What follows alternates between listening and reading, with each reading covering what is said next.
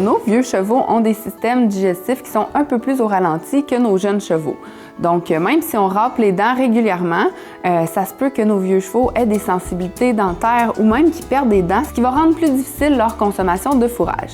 Donc, par exemple, lors de l'élaboration d'un programme alimentaire, la première chose à regarder, ça va être de voir quelle quantité de fourrage ils vont consommer. Donc, pour un quarter horse de 500 kg, c'est environ 10 kg de matière sèche en fourrage. Donc, si par exemple, ce cheval-là consomme seulement un 8 kg de foin sec par jour, il manque encore un 2 kg, donc il faudrait soit combler en donnant un foin qui est plus digestible ou simplement en lui ajoutant un 2 kg de substitut de fourrage, comme par exemple notre compléto, ou même ça peut être 2 kg de luzerne cubée.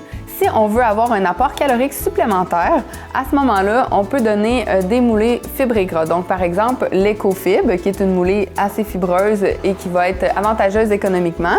Ou encore, on peut donner la Pro-Fib, qui a une valeur un peu plus élevée en gras, donc un apport énergique supplémentaire.